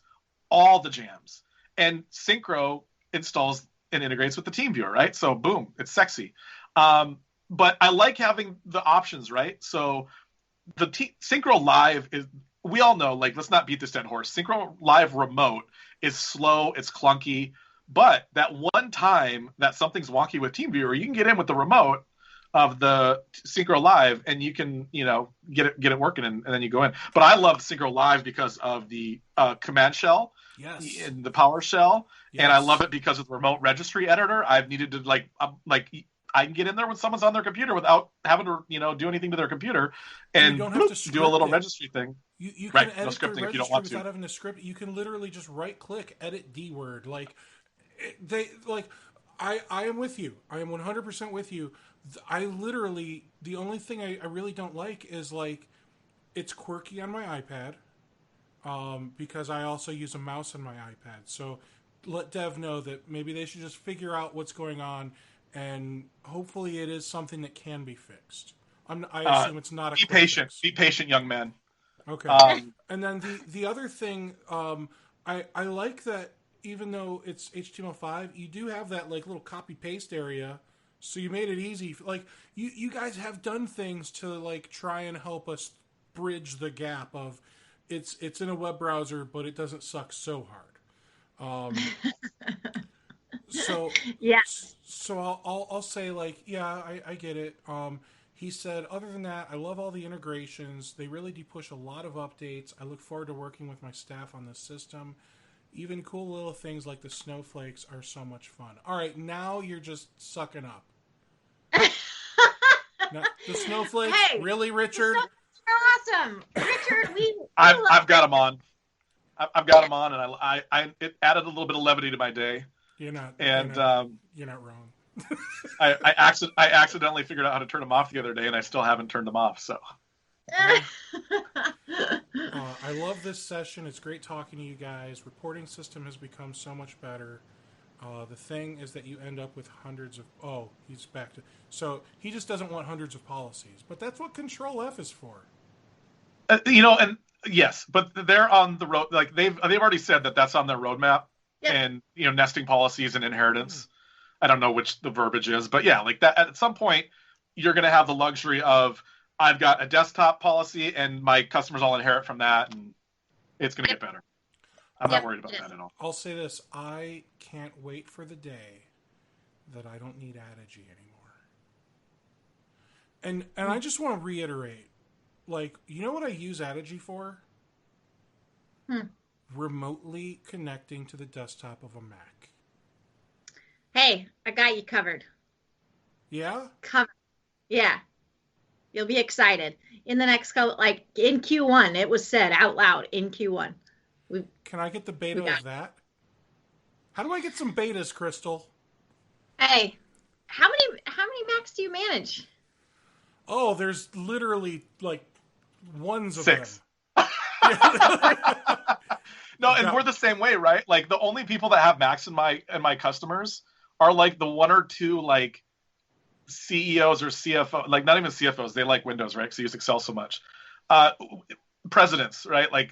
Maybe a person in marketing and just insists on having a Mac. But yeah, we manage I swear across all of our endpoints we have 3 Macs. I've got an interior design firm and a church that they are Mac shops, but I mean between all of those and mine, I mean we're talking half a dozen ish. Okay, so I don't have a lot. Which makes tools I really need to access my Macs. Do I really want to spend, whatever the minimum is for Adigy just to have does anyone really want to spend $1,200 a month just so you can remotely access 6 Macs? No, that sucks. I'd rather just fire the client. Because it's and this is why we use TeamViewer, right? If we need it, we got it. But the story of Mac management via Microsoft Endpoint Manager is not bad. So for the most part, we're covered on the security side, right? We use Sentinel-1. it installs on the Mac, and so we're able to lightly manage those devices, through the Microsoft subscriptions and the security tools that we use with Microsoft. So it's when you have a handful, but I understand, I get it. There are partners, there are MSPs that do 100% Mac, and Yep. So, Crystal, if I were so inclined to watch this fireside chat, is that an option? Yeah, it's on our YouTube channel. Okay. Yep. And Richard said, everything else with Syncro Live is great, but the remote isn't integrated into the phone app yet. Oh, I didn't even realize Syncro Live is integrated into the phone app now? In the mobile app, it'll give you like Syncro Live. When you click Syncro Live, it's going to pop you out into a web browser. Oh, okay. Is that something that you think you guys might start putting into the app? Yeah, I know we're looking into it. I know we have specific resources for the mobile app, so I know we're looking into it. That's really cool. All right, so that's tough though. I mean, you try to do remote on any computer, right? Like that's the emergency situation where you're like, I got no choice. I'm sitting at the airport, but also the reason why I carry a Surface around with me. And see, I carry my Mac. I used to carry my MacBook with me everywhere I went, but now I'm able to do so much for my business on my iPad. Like, if I could do this on my iPad, I might not have a Mac. Like, legit. Yeah. Like, legit. And the other, like, I can't hook up an external monitor and have it not suck to an iPad. But, just like little quality of life things make it impossible. But, like, I can go work on, client websites. I can go review my Syncro stuff. I can do billing. I can do all kinds of stuff from an iPad. It's just so much nicer with a big 34-inch ultra wide in front. Yeah. Yes. So, didn't know about nesting. That'll be very helpful. OMG, I can't wait to see this. I assume he's talking about, the new update. So maybe he's talking about the remote. I don't know. He might be talking about the remote because they're delayed, So they might be talking about the fancy new remote thing that Derek spilled the beans on. How far out are we from getting this remote thing that he's beta testing? I don't know. Oh, Richard said he manages about 150 Macs at the moment. Richard does? Mm-hmm. Okay, Richard, you're going to be happy camper here pretty soon. Okay. And Q1, so that, just to clarify, Richard, Q1 does mean by like March 31st, right? So you can't be mad if it's the end of January and you still don't have it. Right. Yes. And technically, you can't really be too mad if it's the end of March and you still don't have it. So Derek, I feel like we went off on so many tangents. Right. I had so many questions I wanted to ask you, and I don't know if I was able to get through any of them. I'm looking through some of the ones we said we wanted to talk about, and I feel like we more or less answered all of them. But I know one that you had specifically called out was, did Syncro help us increase MR, the monthly reoccurring? And if you haven't figured out by now, the answer is yes. I mean, we immediately saved the SolarWinds bill was a little over $1,000 a month. I feel like in my mind, like when it hit 1,000 is when I lost my crap. And obviously that went down to as like 150 or 129 or whatever, because originally we went with the Pro package. But again, at that time, it was the most expensive Syncro is still only 150 a user, if that, and that's when you're paying monthly. I mean, it gets down to like 120 or something when you pay annually. Like, it really isn't bad. Like, well, and that's the thing too, right? So with SolarWinds, that ticketing was one of my biggest challenges for a long time. Mm-hmm. And I tried third-party products. SolarWinds, Logic Now had one that was sort of kind of there, but it was coming and going. And then SolarWinds was like, yeah, we're gonna fix that. No, we're making a new one. And it was just this super weird integration because you had to like actually import your assets and stuff like every time you made an update. Like it was just a mess. And so that was one of the things that like, and I want to clarify too, like we did endpoint management, we did AV through SolarWinds as well. So when we dropped the $1,000 a month included about $600 in AV. So, but you know, it was a significant saving for like $400. But anyway, yeah, like the key, there's two key features that like hands down when I tested all of the testing that I did, Syncro won, right? And it was the effectiveness of patching, like it actually works, and then it was having the integrated, you know, ticketing. Like that was man, it needs a lot of love. I really wish they would put a dev team on fit and finish. You know, every time I change a ticket status after I started typing the ticket reply, I'm like, got me again. Oh yeah, that does drive me crazy too. Thankfully, at least on my Mac, it'll like refresh the page, and then I just click a little button, and then it puts all my stuff back. They did add that. I don't know when that little button came, but I did notice that. But then part of me is like, why do you got to make me click the button? Just refill out the form for me. Like, what the hell? And one of the things have to hit save just to like every time you change something. It's cool that it's automatically updating, but I wish that it could be done like, I think maybe the term is Ajax, where it doesn't have to refresh the page every time. That's a 6 of one, half a dozen thing, right? Like you just don't know. I feel like that's like part of the fun. It's like whack-a-mole or I don't know, some kind of game, but like some fields you can change and it takes the change and you're good to go. Other fields you change it and you got to wait for the refresh, right? Yeah, I've sent that in a few times as what I thought were feature requests, so we'll see what happens. And then there was my burn. I got to get this in. I would, you know, I have to use my 15 minutes of fame. My burning desire, like if I could wave a magic wand and Syncro would make one update that would satisfy Derek Gabriel, and then he would live happily ever after, it would be HTML support in the ticket notes, because that is the one thing we miss. Like, try doing a step-by-step instruction with plain text. It's a lot of spaces and fake tabs. It's a pain in the ass. I would even be happy if it were more like the Reddit editor, text editor, where like some Markdown or something. Yeah, Markdown would be cool, or even if it was just a very generic, like it doesn't have to be like complete rich text, but even if it or like Slack, like, you know, Slack you can do bold, italic, bullets, numbers, text blocks, like just real basic. Right. Like, I don't need I think Slack uses Markdown as well. Yeah, I don't need superscript and highlight, and like I don't need all that crap. Like, sure, some of that stuff's cool, but I'd even be happy with just some basic Markdown. I think that would go a long way to making it more user friendly for our end users. And I would even go as far as to say, like, I would be okay not even seeing a preview.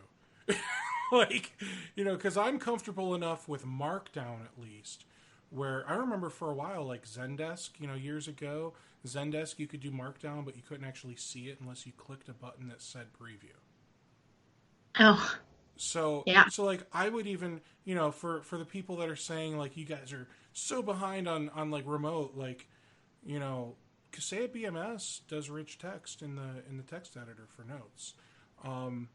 Which will lead me to say this. I'm hearing a lot of buzz around Datto right now. You know, Autotask, I haven't really heard much about. I mean, you know, I know some people that are switching to Autotask from like Kaseya and ConnectWise and that type of stuff. I don't hear many people switching from Syncro. But the big thing I'm hearing right now is everyone's switching from other things over to Datto RMM. And how excited they are about Datto RMM. And, like, for example, Datto RMM has the HTML5 everything, like Syncro Live. I have no idea how it functions. You know, it could suck. I mean, I love how Crystal's like, yeah, it could. It really could. She didn't say it does. I didn't say that. She didn't say it does. She just said it No. could. I didn't say that. You smiled. You nodded. I knew what it meant. She didn't say that, guys. Dado, you can't sue her. These are all my words. So yeah, she's clear. She's safe. I said so. All right. So I'll say this. Like, I'm hearing a lot of buzz about Dado, and they've put a lot of time and effort over the last 2-3 years into the user interface on Dado RMM. Because I don't know if you guys remember before Autotask, whatever they called it, before that was CentraStage. And yeah. CentraStage was hideous, but it was functional. It reminds me of Repair Shopper in a way. No offense, I also don't like Repair Shopper. I think it's hideous. I think Syncro is an improvement over what I remember from my Repair Shopper days, but there are still some idiosyncrasies that I just don't get. Because it still has that repair shop type stuff baked in, because it's just still there, and you guys are, I don't want to say you're bolting on more and more, because that makes it sound janky. It's not janky, but you guys keep making more and more improvements, but I still feel Repair Shopper. So I can't wait for the day when you guys are you know what, let's just completely overhaul this UI. Let's make everything all pretty and have really cool backgrounds and let's just make it look like Crystal's room there with all the Syncro colors and yes.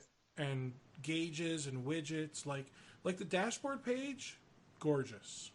I wish every page was as gorgeous as the dashboard page. Mm-hmm. Truly. I'm not saying the new CEO reports or whatever they call them. Those look pretty good. But I definitely, this is part of the growing up that I was mentioning earlier, is when they actually have people who are dedicated to user experience, UX and CX, and there's a team that cares about that, then that's that to me, that's the next step. Yeah. Aaron Lizarraga says, I love the webhooks to Teams. Kudos for that.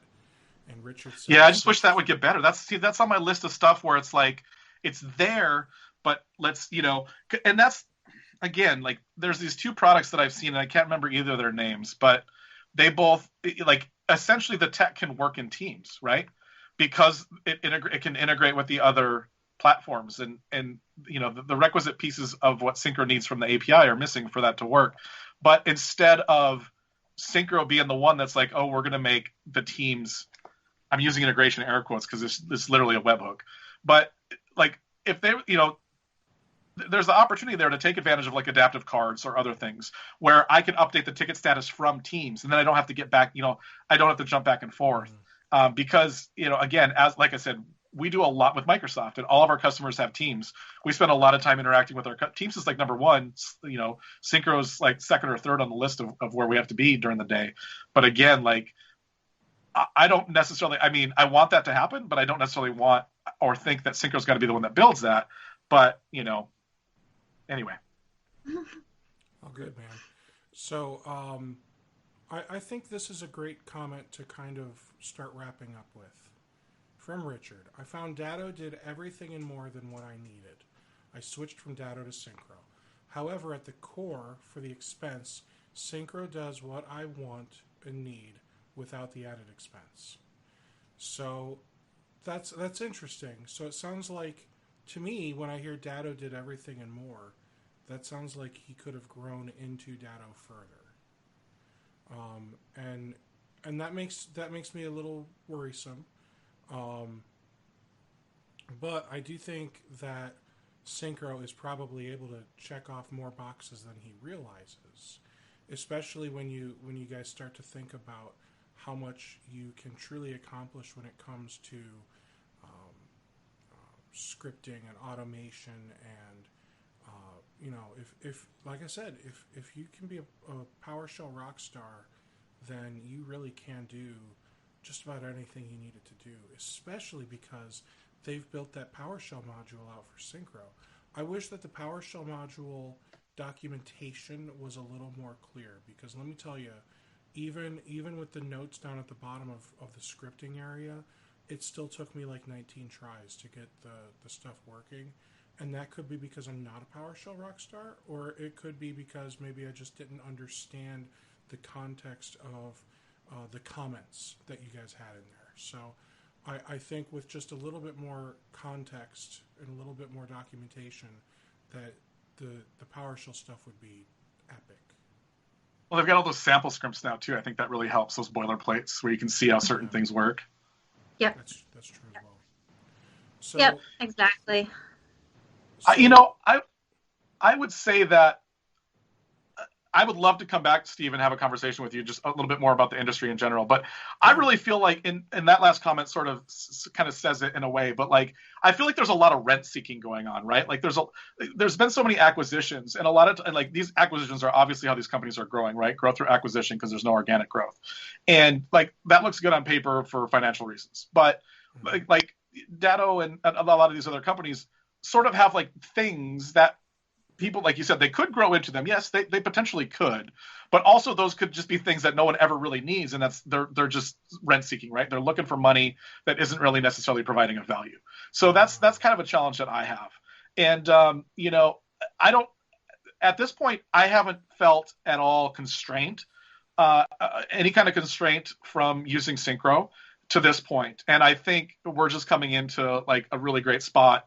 I think Syncro is going to be very instrumental in the next phase of growth for my company. But I will be completely frank too, that we're doing so much more now with Microsoft than we ever could from an endpoint management. And one of the reasons why Syncro is so valuable for that is because what Microsoft's lacking at this point is you can do PowerShell scripting inside of Endpoint Manager, right, which is Intune. And so when we onboard a computer, we use Autopilot. And then Autopilot actually installs the Syncro agent. And from there, we use the Syncro then to install a bunch of apps and bring it up to the environmental standards. And there is but you cannot on demand run a PowerShell script from Endpoint Manager. But that's obviously going to change at some point, right? So there's a challenge that eventually Syncro and other RMMs may become obsolete by some of the first-party tools that companies like Microsoft put out. But I don't see that happening anytime soon. We're super happy, like I said. So I think that's a challenge that the industry faces is, Yeah, and I think you're spot on there, because I think that while like ConnectWise has been around forever, they have. I'm not going to sit here and be like, yeah, we have everything ConnectWise has. No, like that's not a thing. It would take years for us to get there. Mm-hmm. But what I do know is that we have MSPs that are like 15 to 20 technician MSPs migrating from ConnectWise, migrating from Autotask, that, as long as, you're running your business in a structured way, the tools that you need to use and you use them daily and you have automation set up and you are structured in that way. What we're hearing from these larger MSPs is, holy smokes, this cleaned up my business. Like now I don't have all of this bloated software. It's fast, it's modern, it's streamlined. And that's what we're hearing from the larger MSPs, like the 20 user, we had Ross on with you, Steve. I can't remember when that was. They're a very large MSP and very happy with Syncro. And what I like about that is that, I think that the point of moving and migrating to Syncro is that we want you to grow. That's like our whole thing. We want to help MSPs make more money, right. And which means growth. So like we're very confident in our software that we're not going to create a software that essentially is going to then limit, it's like the idea of, I always like use this reference where like personal trainers, for example, it's funny when you hear about like, hey, I'm a personal trainer and I'm going to offer you cookies to keep you as a customer. Like, do you know what I mean? Where you like have this cycle, like it's like that's not the case here with Syncro. We are building things continuously to help our customers grow, and not to grow out of Syncro. It's to help them grow in general. And so I think that you'll find that as your company grows and you invest your time in Syncro and really see how the ins and outs and how it can save you time, save you money, you're going to grow with us, and it's going to be awesome. I don't actually have anything of value to add to that, except that I remember I was a member of Planet Fitness years ago, and they had pizza night. Pizza night at Planet Fitness, guys. This is what I'm saying. Job security. We're not trying. That's genius from their standpoint. All right. Well, hey, Derek, Crystal, thank you so much for coming on and doing this. Crystal, I always enjoy having you on. Derek, it was awesome to meet you. I want to take you up on that. If you want to be on, let's book some time and let's get you on here again, so that way you and I can continue to talk nerdy. I just don't think people have it in them to do more than 2 hours. Right. We are at 1 hour, 59 minutes, and 34 seconds. So goodness. Well, thank you, Steve. Thanks for having me back on. Yeah, appreciate it. Yeah. All right. Take care, everybody. Thanks so much for watching. Happy New Year. Happy New Year.